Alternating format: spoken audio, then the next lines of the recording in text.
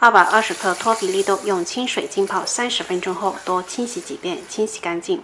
今天咱们分享懒人版绿豆糕的做法，既腻软糯又香甜，做法更是简单。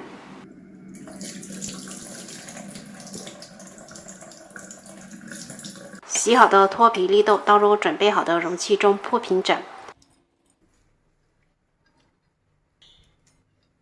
倒入1.5倍的清水。冷水上锅，盖上盖子，大火煮开后转中火蒸45分钟左右，整至像这样，用勺子轻轻一压就碎了就可以啦。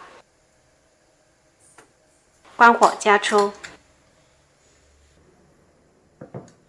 晾凉后直接倒入破壁机中，盖上盖子，将它打成绿豆泥。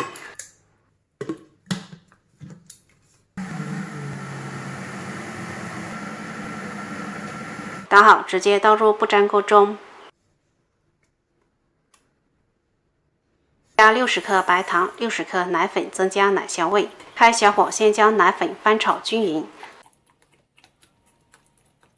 再加入70克黄油，继续不停翻炒。刚开始翻炒阻力会比较大，而且特别的粘刮刀。随着黄油慢慢融化，水分慢慢蒸发，翻炒的过程会慢慢爆团，直至翻炒至完全能爆团且不沾刮刀就可以啦。关火装盆中，晾凉后取50克1份的小剂子，搓匀再搓成椭圆形，直接放入月饼模具中。因为之前加了黄油，所以不用担心会粘模具，按压几下再轻轻脱模就可以啦。